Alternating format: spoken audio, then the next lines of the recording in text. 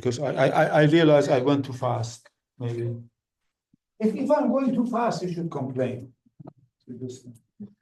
Okay, so now, so one concept we want to define is biholomorphism.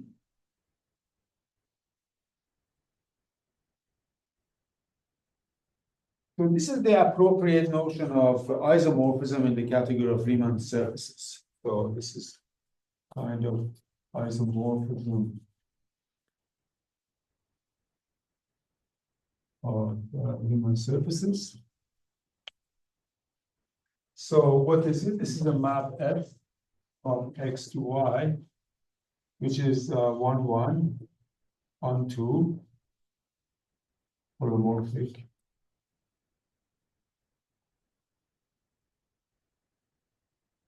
Okay, so this is sometimes we call it isomorphism, but technically biholomorphism. Now, holomorphic inverse function theorem implies that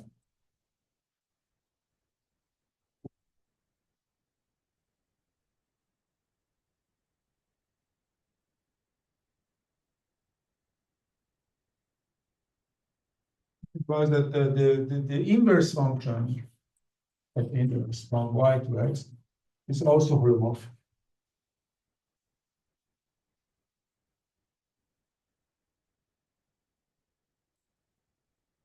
So this is a perfect situation. Like you have a linear map, which is bijective. The inverse of a linear map is also linear.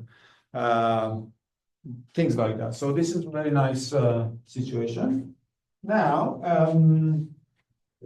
okay, so then we can define this group automorphisms of X.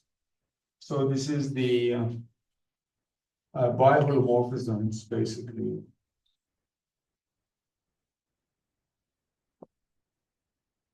From X to X. I mean, obviously, this is a group, right? It's just a group by definition. It's a group. One of the interesting things that happens is that, okay, so let's look at this group in some special cases. So first of all, automorphisms of C hat. This is essentially something, again, is done in complex analysis. I don't know if you remember or not. What are biholomorphisms from Riemann sphere to itself?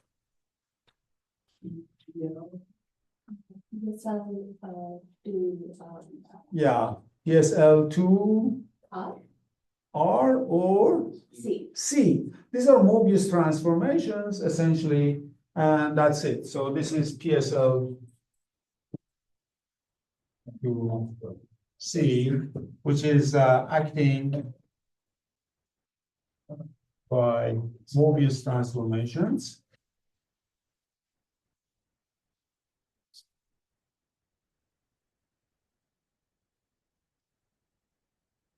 Okay, so Z belonging to C hat is mapped to a Z plus B over CZ plus D. And you see, yeah, we have to divide by this center because if you have something in the center, then this is going to be not having any effect. So they cancel each other. Okay, so this is so there are some groups that we have to know completely by heart. So this is one of them. The other one is what is the group of automorphisms of C? Just the complex plane, the line, in other words. PSL to R. That's too big. Polynomials. Polynomials have zeros, so they send some points into zeros, which means that they are not injective. So they cannot be injective.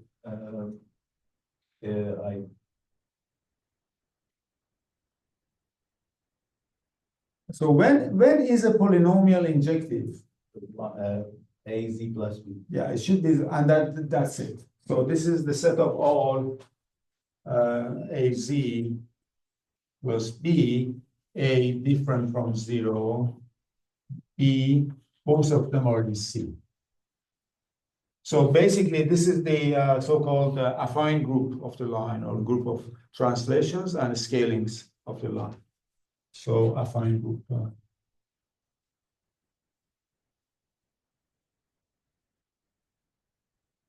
And there is one other venerable, I use the word venerable intentionally, Riemann surface, which is upper half plane. This is the Poincare upper half plane.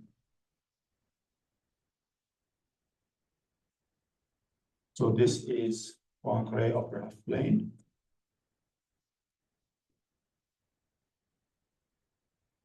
Still such that image of Z is bigger than 0.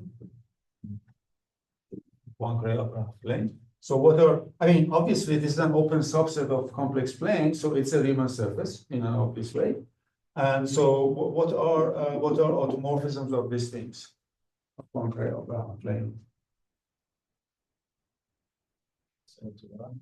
It is PSL to R, yes. Again, this is something that usually is done in complex variables, so this is PSL to R. I mean, for those who maybe I define PSL to R, what it is. So SL to R, of course, is the set of all 2 by 2 real matrices such that AD minus BC is equal to 1, ABCD belonging to R. And the way that this acts on the upper half plane is like by something like Mobius transformations, but is on the upper half plane. So basically, it acts like Z belonging to H is mapped to AZ plus B over CZ plus D. Now you notice that again, if you multiply this by +1 or -1, you're going to get the same transformation. So as transformations, they are the same. As groups, it's just bigger, but so PSL to R, by definition, is just SL to R divided by +-1. Plus identity minus identity, they act like the same on this space.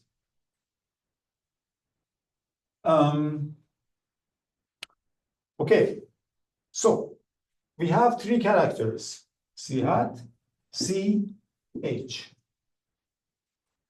So what is the importance of these 3 characters? It's like this, I believe there is a scene in one of the plays of Shakespeare, so 3 ghosts enter the scene, something like that. So I introduced 3 ghosts come into the scene now. There is C hat, C, and H. So what are the importance of these three objects? They're all simply connected. They're all simply connected. And why? Huh? And they are the only one, exactly. There is a big theorem called uniformization theorem, and I hope one of you actually volunteers to give a proof. There are many proofs, by the way. Now it's not that difficult to give a proof. Maybe Peter can present that proof.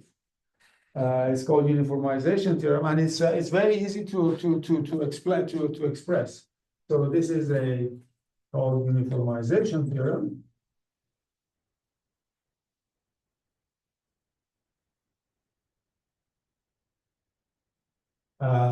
It's kind of a trichotomy, if you want. There exists only 3 simply connected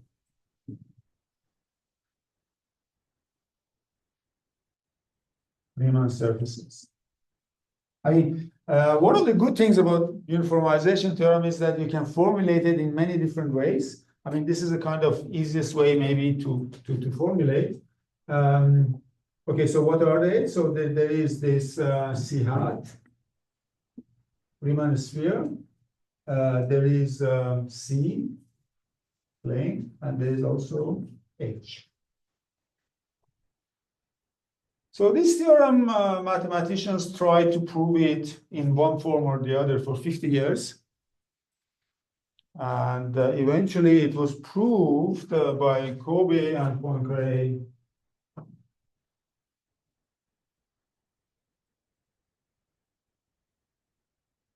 around 1907. Klein also competed with Poincaré to prove this, but he could not give a complete proof, but he lost his health. He ended up in depression and could not do mathematics after this extreme competition with Poincaré. It's very hard to compete with Poincaré. Right? And guy just would put his pen on the paper, right?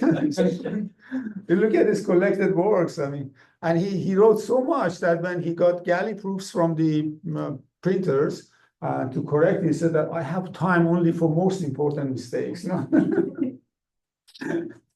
This is the okay. Other mistakes will be discovered by other people, and they're easy to fix. So it's kind of he was amazing, Poincaré for sure. Anyhow, so there are two different, and now there are many different proofs, and one of the projects is.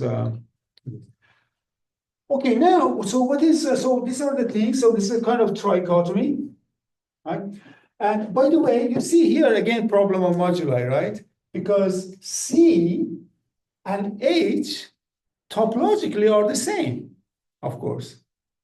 I mean, upper half plane and the whole plane are the same, but holomorphically they are different. They are completely different. They cannot be. What about the unit disk? What about the unit disk? Yeah, unit disk. Excellent question. Unit disk. I think that's by holomorphic to H. That's by holomorphic to H. Oh, right, yeah. Z minus I, Z plus I. What's that? Z minus I over Z plus I. So. Yes, exactly. I was going. Okay, you killed my example. Yes. So here is so disk. Okay, we call it again Poincaré disk.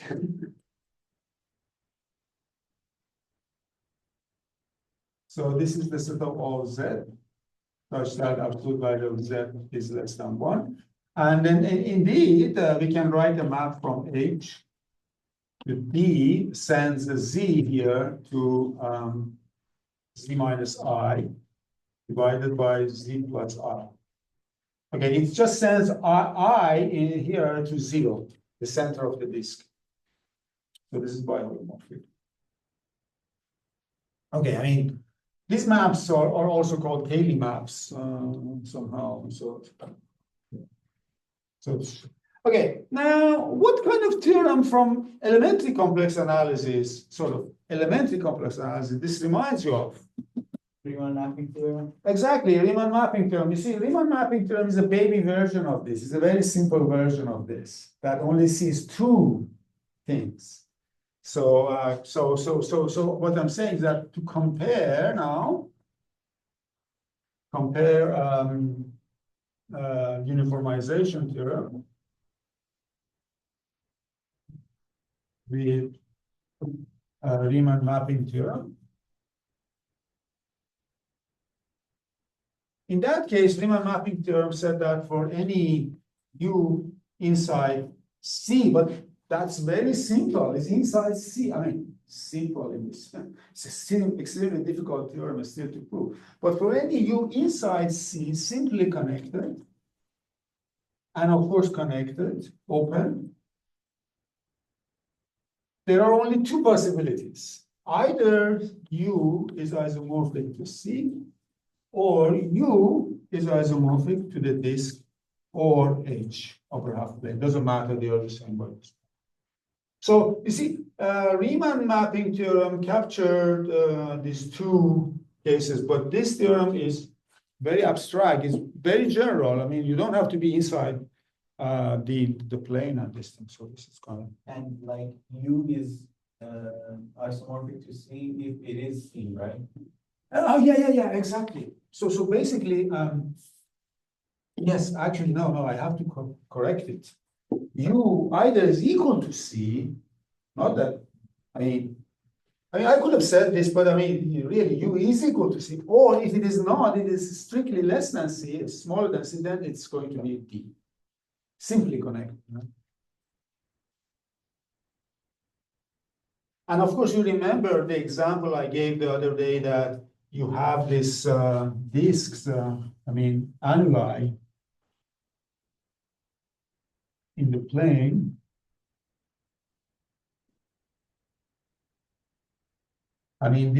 So let's call this AR. This is the annuli of radius exterior radius R. This AR is not biholomorphic to AS or R different from S.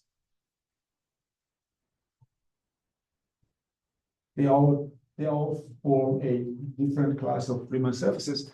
And you see, you have a continuous family of different Riemann surfaces, which is not simply connected.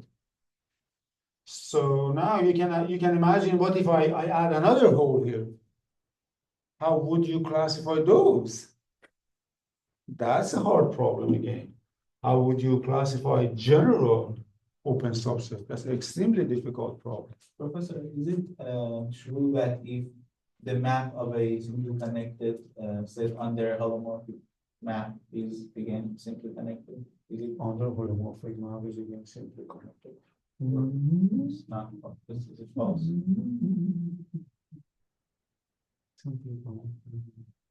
I'm not sure. I have to think about it after the class. Okay, so anyhow, so here is something about this general isomorphism that it's good to bear in mind.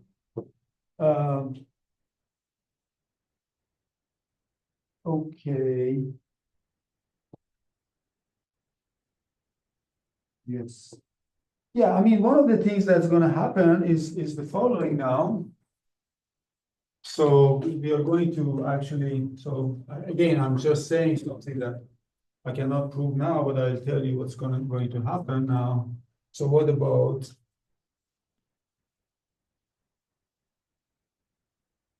general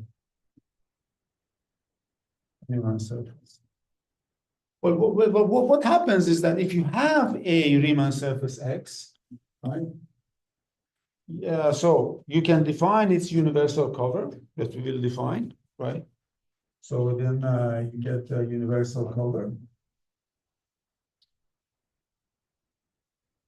So from algebraic topology, you know that there is this any topological space.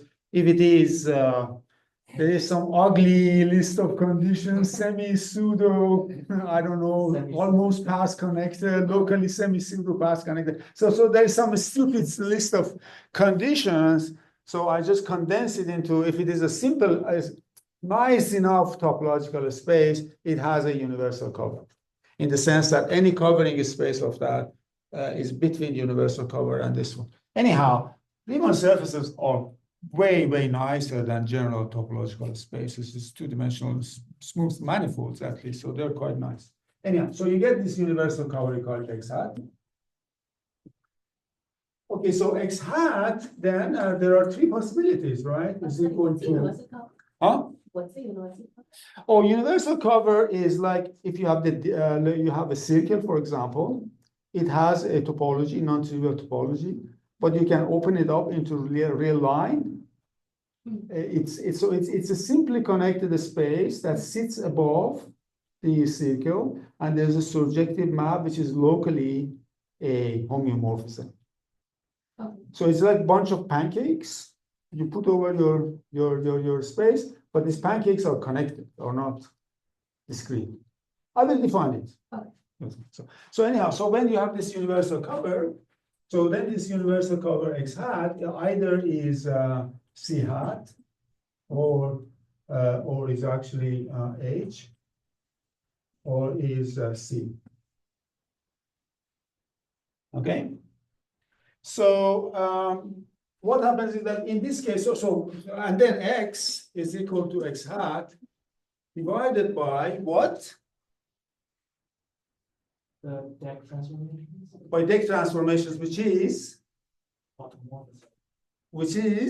what group is it? Pi 1.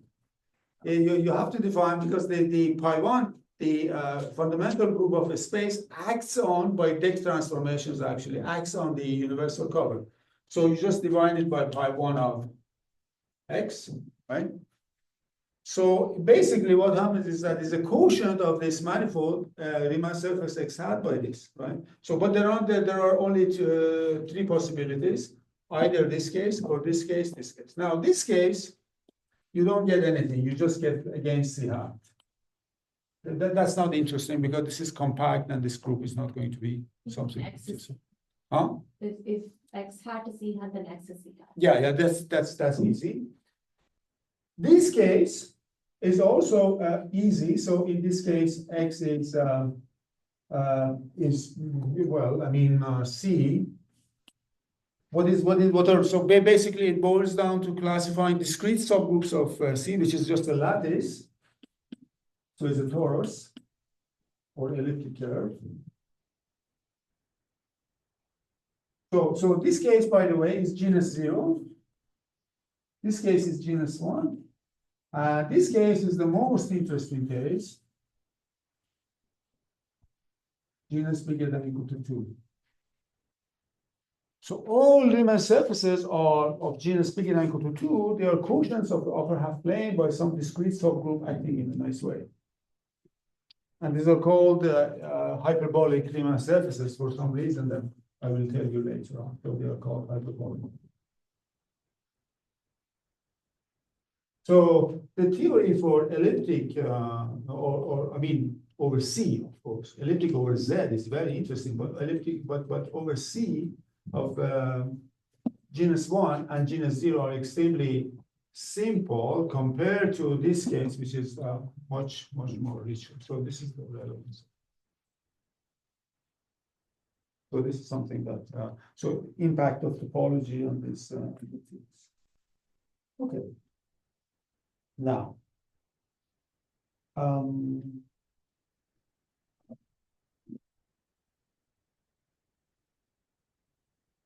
so there is one more theorem from complex analysis that we still have to use and recall. So that is, so basically, you remember we had the theorems from complex analysis. 401, basically, what theorems I used? I mean, I used, for example, maximum modulus principle.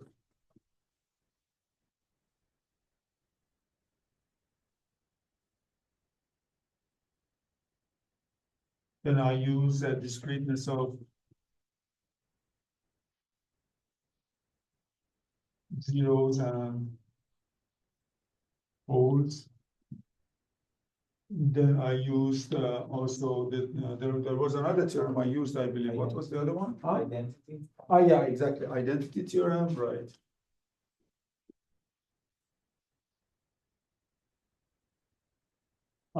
There is another theorem which is extremely important. That's called open mapping theorem.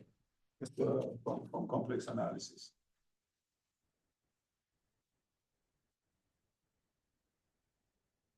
So let me recall this. Actually, I will prove it, but there are different proofs of this. But let me just tell you what the theorem is because it's extremely important. So open mapping theorem.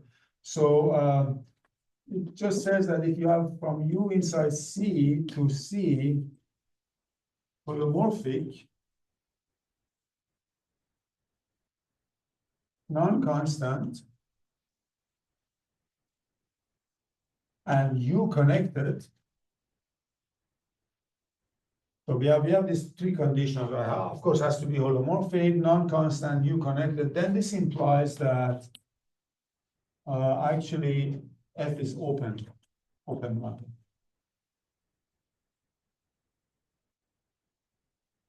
So what does it mean? It means that for any basically V inside U open implies that F of V is open.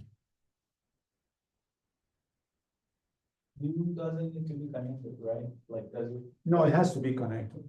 Because if it's not connected, then the image of each component is open and the union of opens is open, right? No, but if it's not connected and it has two components, you could send 1 to 0 and 1 to 1. Then it's not open. The image of the whole thing is not open even. Because if you have two components, you have 1 here, 0 here. it's holomorphic, non-constant from open set, but the image is not an open set. It has 2 points. Right. So we need connectedness of U. Yeah. Okay. So this is a theorem from complex analysis, which is extremely useful because now I can use this. I will give a different proof now, but it can be used to prove something very nice, namely, which is quite surprising actually. So lemma. So let me put it as a corollary, basically. Corollary is that f from x to y holomorphic non-constant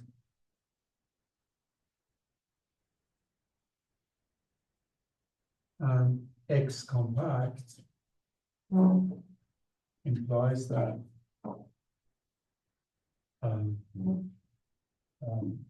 f of x is equal to y, i.e. f is onto. And of course, y is compact. I mean, this is quite interesting. So if you have a holomorphic map between from this compact Riemann surface into another Riemann surface, you're not assuming the other one is compact or anything yet. If it is non-constant, then this map is surjective. How does that follow from the open mapping? Yes, so it follows from open mapping theorem because, can you guess how?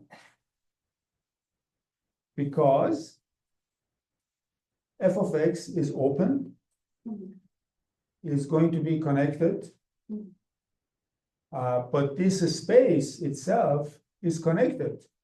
Why is So- it? All Riemann surfaces are connected, Right. so it has to be the whole thing. No, that's not correct. That's not correct, Oliver. Oh, no. Okay, so let me write the proof then for you. The proof. So f of x is open, right? You agree with that, right? Yes. Now, f of x is also compact. You agree with that because it's an image of a compact set, compact. Hence it's closed.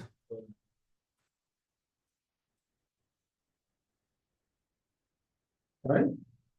Okay, so f of x is open, closed, and non-empty. And since y is connected, it has to be whole thing. That's it.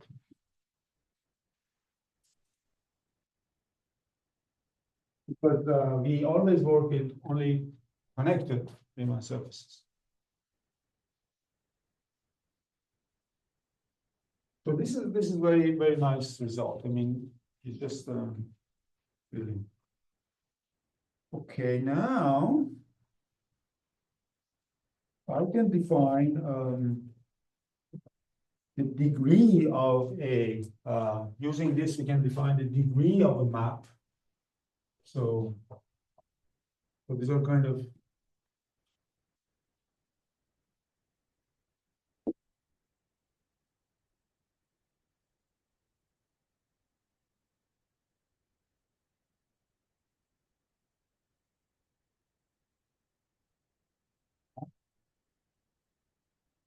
so f from x to y is holomorphic and non-constant. X and hence y are compact.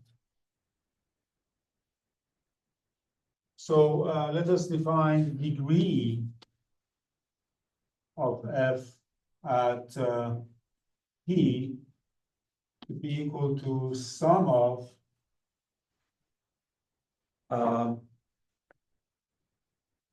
yeah, orders of, okay, so what was my notation here? Yeah, orders of, yeah, okay, so I just choose a point y here, so that's my notation. Yeah, that's orders of f at p for p belonging to f inverse of y. So this is the definition. It's a very important definition. So now what we do, we have this space Riemann surface X, and here is Y. Okay. So- the degree of F over what? Sorry? The degree of F over Y? Yeah, over Y, where Y belongs to Y, any point. So what you do, you have this point, little y here, you pull it back, you're going to get finite number of points here. Because of the identity theorem and the function is not constant, right? So you get finite number of points. And then you look at the multiplicity or the order of this function at these points. Basically means that it's how many points, if for example this was 0, this would mean the order of the 0, otherwise you have to subtract the order, and this is the rule. Okay? So it's called the degree of f with respect to y. Now, the beautiful thing about this is that it's independent of choice of y. The degree is independent of choice of y. So, right? So proposition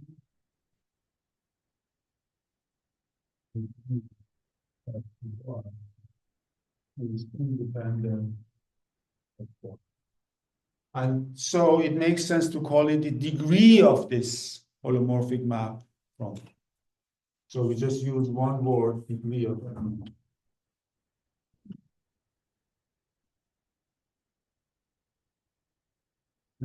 So if you have a map from a non-constant holomorphic map on a compact Riemann surface, you can attach a degree to it, which basically means, you see, because the maps is many to one, so it's how many to one, basically, right? So this is kind of multiplicity in a way of the function. To prove. Okay, I mean, the point is that you can take any point around here, and then we want to show that it's independent of choice of y. And the idea of proof is that you just show that that function is a continuous function of y. And because it is integer valued, an integer valued continuous function on a connected space is constant. Show that y is continuous. Okay, so let me put it this way. Not continuous, is locally constant. Let me put it locally constant.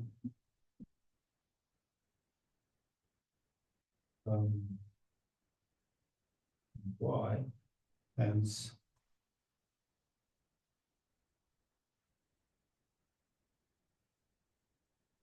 an integer value. Okay. Locally constant and connected sense set is constant, right? Well, yeah. I'm just trying to see which one to choose. Yeah, in Y and Y connected.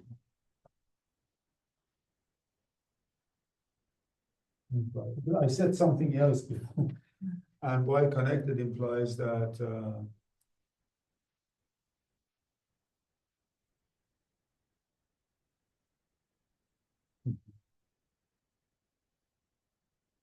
Why is it locally connected? locally Constant? Yeah, we want to prove that. Yeah, I want to prove this. Okay, so yeah.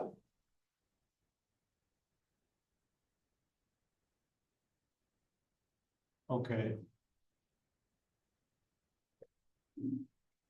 Yeah. So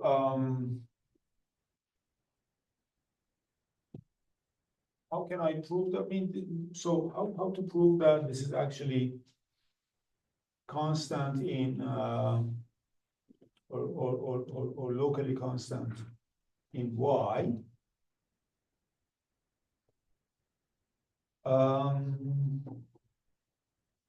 Yeah.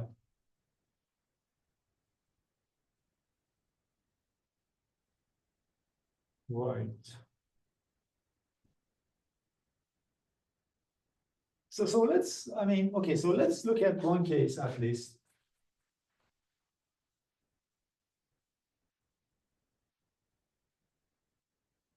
So just to understand this, consider an example. So imagine you have this function f from C hat to C hat, right? So I've got a function from C hat to C hat. So the function is mapped Z to Z to the power M, right? To the power M. And you want to compute this function degree f at y as a function of y belonging to C hat. So basically, we have to distinguish three cases, right, for y. There are three cases that we have to distinguish for y. So either y is different from 0 and infinity. Y is different from 0 and infinity. Y is equal to 0. Y is equal to infinity. So we have to look at these three cases. The easiest case is y is different from 0 and infinity. What happens in that case? You see, if y is different from 0 and infinity,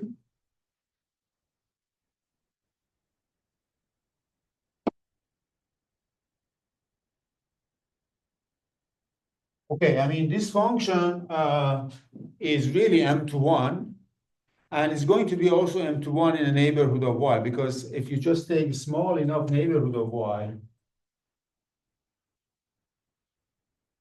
there are basically there are mth roots of y, right? Y to the power, there are m of them. Now, if you move y a little bit, you're still going to have mth roots. So it's constant around this point y. So it's constant. Now, if y is 0, this you may think it's kind of bad because y is equal to 0. But then look at let's look. Let's look at f inverse of y.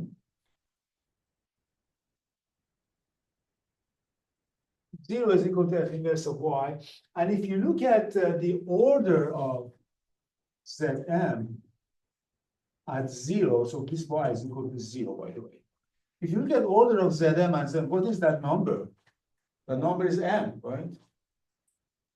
But now, if you move, so this is 0, this is your y now. But if you move y a little bit, you're going to land in a point where it has m distinct roots. So it's still going to get m. So it's constant again, right? So it's again constant. Now you can look at also the situation at infinity. At infinity also, so the third case, which happens by equal to infinity. So what is f inverse of infinity? Is infinite.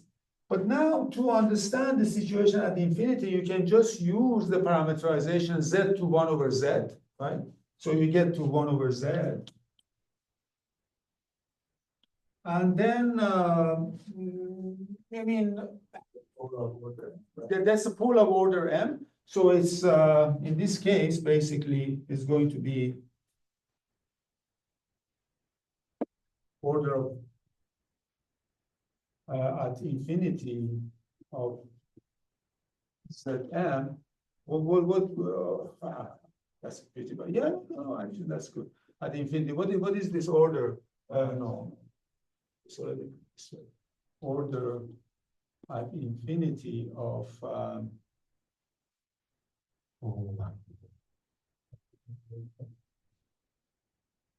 Is that the minus? huh? Is that the minus? Z to the minus m. Why is it to the minus m? That's the Minus inverse. That's the inverse, yeah. Oh, no, I mean, this is inverse function, Yes. and this is the inverse of this point. Well, inverse of infinity is infinity. Because that's the only point because f of infinity is equal to infinity. What I'm saying is that this obtains the value infinity, so this is m. And if you are also a little bit around this, you get m distinct roots again around that point. So that's going to be locally constant. So this argument almost okay, but I have to give the general argument. But the time is up now, so I have to call it off now. So, but it's a good time to start. Yeah, question. I think one of the ways that we prove open mapping theorem is Mhm. use this argument. Yeah, I agree. So this is what I had in mind actually to prove this. So again, this is a bit okay. I'll stop now.